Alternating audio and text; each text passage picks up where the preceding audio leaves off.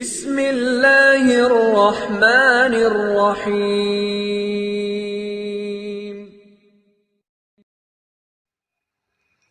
بسم اللہ الرحمن الرحیم وبہ نستعین۔ نسیم الصبح کا پیغام لے کر حاضر خدمت ہے۔ ایک سوال بہت زیادہ پوچھا جاتا ہے کہ درود امی کون سا ہے، یا ہم کون سا درود امی پڑھیں۔ میرے خیال سے اس کا بہت بار جواب دیا جا چکا ہے، اس کے باوجود پھر یہی سوال ہوتا ہے۔ میرا مشورہ ہے آپ کو کہ ہر کلپ میں چونکہ یہ بات نہیں بتائی جا سکتی، اس لیے آپ سے درخواست ہے آپ پیچھے جایا کریں۔ پیچھے ہم نے اس کے سلسلے میں کئی کلپس کے اندر اس کا ذکر کیا ہے۔ میں ایک بار پھر دہرا کر آگے بڑھتا ہوں کہ درود امی کے بہت سارے صیغے ہیں۔ ہمارے کمنٹس کے اندر عرفان صاحب نے بہت سارے درود امی کے صیغے ڈال رکھے ہیں، اور پھر بھی اللہم صلی علی محمد النبی الامی وعلی آلہ وسلم تسلیما، یہ بھی ایک صیغہ ہے درود امی کا، اور حدیث میں ہی دوسرا ایک صیغہ وصلی اللہ علی النبی الامی، یہ بھی درود امی کا ہی صیغہ ہے، اور یہ دونوں صیغے حدیث شریف میں بہرحال موجود ہیں۔ تو ان میں سے کوئی سا بھی صیغہ جو آپ کو آسان ہو، یا اور کوئی ایسا صیغہ آپ دیکھ سکتے ہیں۔ چلیے آج میں آپ کو ایک خوبصورت کارگزاری سنانا چاہتا ہوں۔ میرے ایک دوست جو میرے ساتھ میں دارالعلوم دیوبند میں پڑھتے تھے، اور وہ اور میں دورہ حدیث شریف کے ساتھی تھے۔ ان کا بھی دورہ تھا، میرا بھی دورہ تھا۔ ان کے والد صاحب اس وقت میں بہت بزرگ تھے۔ ایک بار ہم ان کے گھر آئے تھے، میں اور ہمارے ایک اور ساتھی تھے، ہم دونوں لوگ ساتھ میں ان کے گھر آئے تھے۔ تو اس وقت میں ہم نے دیکھا ان کے والد اس وقت میں بالکل سفید ریش تھے، پتلے دبلے تھے۔ میں نے اس کے بعد ان کو کبھی نہیں دیکھا، میرا کبھی جانا نہیں ہوا ان کے گھر۔ تو اس وقت میں وہ سفید ریش تھے۔ ابھی اللہ کے فضل سے وہ حیات ہیں، بہت زمانے سے وہ بیمار ہیں، اللہ ان کو شفا عطا فرمائے۔ تو آپ سمجھ سکتے ہیں کہ ان کی عمر اب کتنی ہوگی۔ میرا اندازہ ہے 70-80 برس شاید کم سے کم ان کی عمر ہوگی۔ اب ان کے ذمے کسی کا قرضہ ہے۔ اب قرض خواہ جو ہے وہ کوئی غیر مسلم ہے۔ اب وہ بیچارہ آتا ہے، اور آتا ہے تو اس کا کہنا ہوتا ہے بھی مجھے اس سے کوئی مطلب نہیں کہ آپ بوڑھے ہو گئے ہیں یا آپ بیمار ہیں، مجھے تو میرے قرضے سے مطلب ہے۔ ابھی پوری فیملی اس کے آنے سے پریشان ہو جاتی ہے کہ ہمارے ابا بیمار بھی ہیں، بزرگ بھی اتنے ہو چکے ہیں کہ اب تو بس ملک الموت کب آ جائے کچھ پتہ نہیں۔ یہ تو اللہ ہی کی مہربانی ہے، ابھی ان کی سانسیں ہیں جتنی بھی ہیں جیسے بھی ہیں، لیکن اللہ کا حکم کب ہو جائے نہیں معلوم۔ تو ایسا آدمی کمانے کہاں جائے گا، اور ان کے پیسے کہاں سے ادا ہوں گے؟ اور بیٹوں میں بھی کوئی ایسا دمدار بیٹا نہیں ہے جو اتنے سارے پیسے ایک ساتھ ادا کر دے۔ اب انہوں نے اپنی کسی پریشانی کا کوئی ذکر کیا ہوگا، مجھے یاد نہیں۔ وہ کرتے رہتے ہیں الگ الگ باتوں کا ذکر، اس بات کا مجھے یاد نہیں۔ تو بہرحال میں نے ان کو درود شریف تلقین کی۔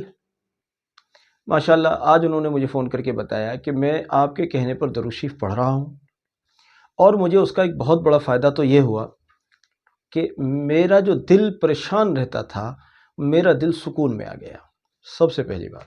دوسری بات، میرے والد صاحب پر جو وہ قرض خواہ آ کر جو تقاضے کرتا تھا، جب وہ آتا تھا تو وہ ہمارے والد کو بزرگی میں بھی دیکھتا تھا اور بیماری میں بھی دیکھتا تھا، لیکن اس کو نہ ترس آتا تھا نہ رحم آتا تھا۔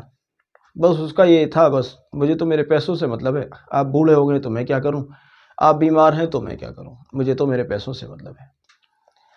تو اب وہ غیر مسلم آدمی اس کو نہ قرآن سے سمجھا سکتے نہ حدیث سے سمجھا سکتے۔ خیر، بعض غیر مسلم بھی بہت اچھا نیچر رکھتے ہیں۔ تو صورت یہ بنی کہ انہوں نے درود شریف پڑھنا شروع کی، اور وہ ایک روز آیا اس حالت میں کہ ان کی درود شریف اب کچھ دن چلتے چلتے کچھ دن ہو چکے تھے۔ وہ شخص آیا اور آ کے والد صاحب کی حالت کو دیکھ کر وہ بیٹھ گیا، اور بیٹھ کر وہ نم دیدہ ہو گیا، اس کی آنکھیں آب دیدہ ہو گئیں۔ جبکہ دنیا دار لوگوں کو آپ کم ہی روتا ہوا دیکھتے ہیں، رونے کا وصف تو اللہ نے اللہ والوں کو دیا ہے، لیکن بہرحال وہ وہاں بیٹھ کر آب دیدہ ہو گیا، اور اس نے کہا کہ آپ بزرگ ہو گئے ہیں، آپ بیمار ہیں، اب سے میں آپ سے کبھی تقاضا نہ کروں گا، میری طرف سے وہ رقم معاف ہے۔ یہ ہمارے ساتھی کہتے ہیں آج فون پر کہ درود شریف کا یہ میں نے ایسا معجزہ دیکھا کہ حیرت ہوئی مجھے اس بات پر کہ جو آدمی رحم اور کرم کی تو بات ہی نہیں کرتا تھا، اس کا تو سیدھا یہ تھا آپ بزرگ ہو گئے مجھے اس سے کوئی مطلب نہیں، آپ بیمار ہیں مجھے اس سے کوئی مطلب نہیں، مجھے اس سے مطلب ہے کہ میرے آپ کے ذمہ پیسے ہیں اور آپ کو میرے پیسے ادا کرنے ہیں، مجھے پیسے دیجئے، بتائیے کب آؤں۔ اس طرح کی بات کرنے والا آدمی جب ان بزرگ کے بیٹوں نے جب درود شریف پڑھنا شروع کیا جو ہمارے ساتھی ہیں، تو اللہ کے فضل سے یہ تبدیلی آئی کہ اس غیر مسلم کا اور قرض خواہ کا دل بھی اللہ نے نرم کر دیا، اور وہ آمادہ ہو گیا اس بات پر کہ چلیے اب آپ کے بڑھاپے پر ترس کھا لیا جائے، آپ کی بیماریوں پر ترس کھا لیا جائے، آپ کہاں سے دیں گے، چلیے آپ کے لیے معاف ہے، میں اب کبھی بھی آپ کو تقاضا نہیں کروں گا۔ کتنی خوبصورت بات ہے۔ اس کے یہ درود امی کے فوائد بتا رہا ہوں، یہ درود امی جو 500 مرتبہ انہوں نے پڑھا، حالانکہ وہ کہہ رہے تھے میں کچھ تھوڑا زیادہ بھی پڑھتا ہوں، تو میں نے ان کو کہا کہ آپ درود امی جو 500 مرتبہ پڑھتے ہیں اس کو 500 پر سٹاپ کر دیں، اس کے بعد آپ اور زیادہ پڑھنا چاہتے ہیں تو 500 کے اور 500 کو پورا کرنے کے بعد پھر دوبارہ سے 1 2 3 گنیں۔ بہتر یہ ہے کہ 500 پورا کر لیا، فصل کرنے کے لیے تھوڑی سی دعا کر لیں، فصل ہو جائے گا۔ اب نئے سرے سے آپ جتنا بھی پڑھنا چاہتے ہیں پڑھتے رہیے۔ ایک اور بہت خوبصورت تحفہ اس کارگزاری کے علاوہ میں آپ کو دینا چاہتا ہوں، ایک ایسا خوبصورت نہایت گراں قدر تحفہ، یہ ان لوگوں کے لیے ہے جو کہتے ہیں ہم نے بڑے وظیفے کیے، کچھ کام نہیں آیا، ہمارا مسئلہ حل نہیں ہوا۔ ایک ایسا خوبصورت چند منٹ پر مشتمل تحفہ دیتا ہوں، اگر آپ کے اندر آپ کے یہاں آپ کے گھر میں اثرات ہیں، آپ خود اثرات زدہ ہیں، تو آپ کو شادی کا مسئلہ ہے، شادی کے بہت سوالات ہیں میرے پاس میں، شادی نہیں ہو رہی، رشتہ نہیں آ رہا۔ ایک بہن نے آج کہیں سے میسج کیا 45 سال عمر ہو گئی ہے، 45 ایئرس، رشتہ نہیں ہے۔ دکھ کی بات ہے، دکھ کی بات ہے، مسلمانوں کو ہو کیا گیا؟ دراصل یہ ایک نکاح کرنے کی وجہ سے یہ مرض پیدا ہوئے ہیں معاشرے میں۔ عربوں میں ایک سے زیادہ نکاح کرتے ہیں تو وہاں یہ بیماریاں نہیں ہیں، ہمارے یہاں ایک نکاح کا رواج ہے تو بس اس کے نتیجے میں یہ سارے امراض ہیں کہ لڑکیاں گھروں میں بیٹھ کر بوڑھی ہو جاتی ہیں مگر ان کا کوئی پرسان حال نہیں ہوتا۔ خیر بہرحال، وقت پر رشتہ نہیں آتا، کاروبار نہیں چلتا، بیماری ہے کہ پیچھا نہیں چھوڑتی، کسی قسم کی کوئی ایسی حاجت آپ کی اٹکی ہوئی ہے، آپ نے لاکھ دعائیں کر لی ہیں مگر وہ مسئلہ حل نہیں ہوتا۔ اگر آپ درود شریف پڑھ رہے ہیں، درود امی 500 مرتبہ یا اور کسی صورت بہرحال آپ کثرت کر رہے ہیں، تو ایسے لوگوں کے لیے یہ میری طرف سے ایک تحفہ ہے جو بزرگوں سے ملا ہے۔ 2 رکعت کی ایک نماز پڑھنی ہے، بڑا آسان عمل ہے، کوئی بھی کر سکتا ہے، بالکل ان پڑھ سے ان پڑھ آدمی بھی کر سکتا ہے، بہت زیادہ مصروف آدمی بھی کر سکتا ہے، رزلٹ اتنا زبردست ہے کہ آپ خود تعجب میں پڑ جائیں گے۔ 2 رکعت نماز پڑھنی ہے،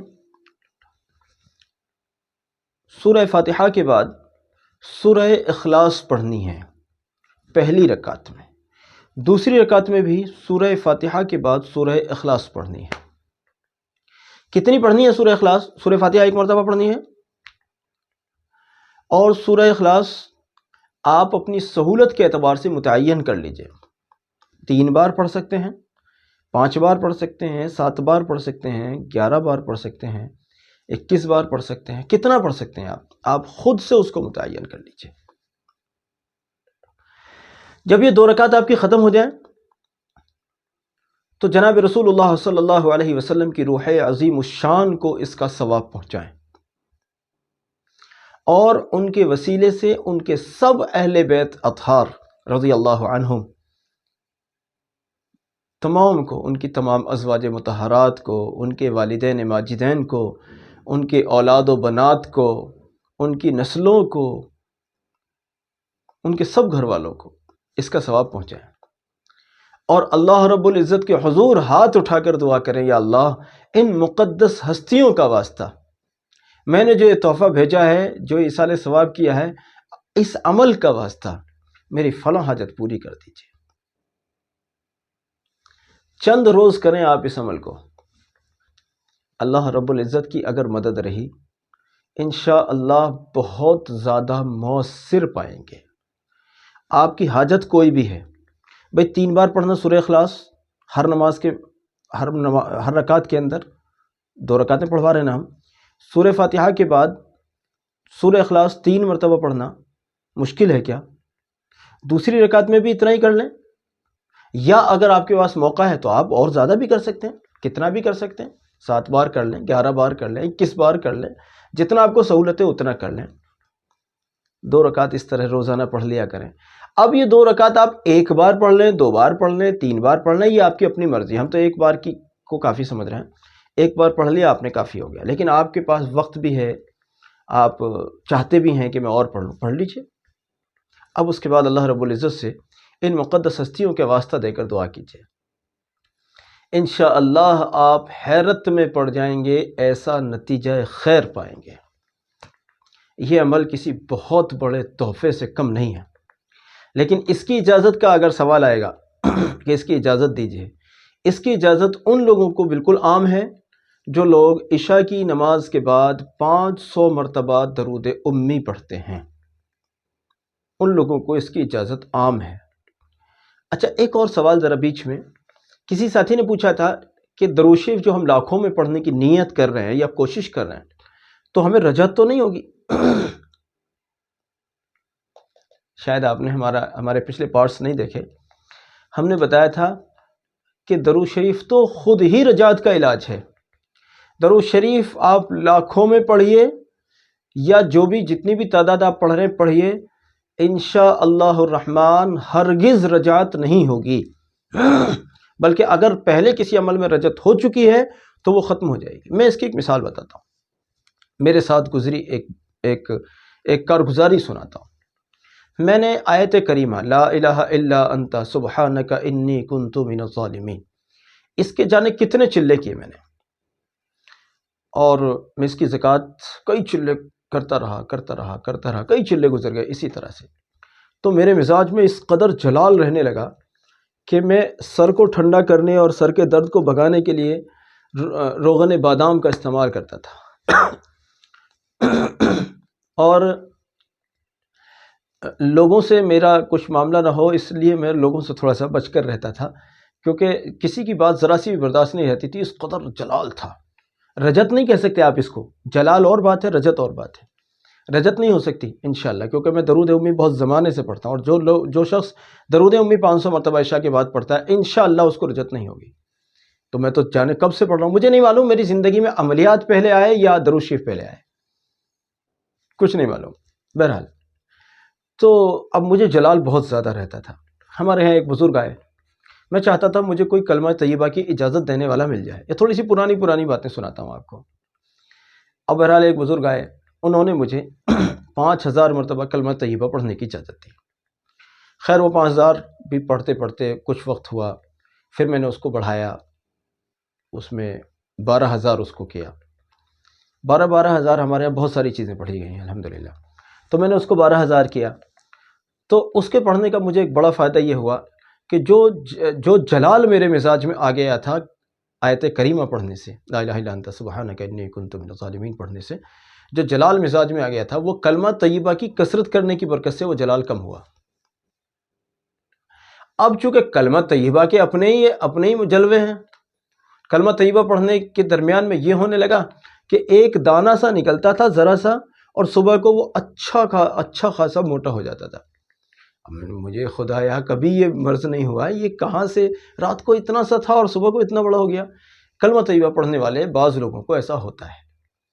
اب میں نے اس کے ساتھ میں پھر درود شریف 12000 مرتبہ شروع کی، تو کرم خدا کا آیت کریمہ کا جلال کلمہ طیبہ پڑھنے سے ختم ہوا، اور کلمہ طیبہ کی جو یہ والی تاثیر تھی یہ درود شریف 12000 پڑھنے سے درست ہوئی الحمدللہ۔ تو عزیزو، درود شریف پڑھنے سے تو اگر کسی قسم کا کوئی جلال یا کسی قسم کی کوئی رجت آ بھی رہی ہے تو وہ بھی انشاءاللہ ختم ہو جائے گی۔ تو یہ سوال اس مسئلے میں آپ نہ الجھیں کہ ہم درود شریف لاکھوں کی تعداد میں پڑھیں گے تو کہیں رجت تو نہیں ہو جائے گی، کچھ نہیں ہوگا انشاءاللہ۔ بے فکر ہو کر پڑھیے، بے فکر ہو کر پڑھیے۔ آپ کتنا پڑھیں گے؟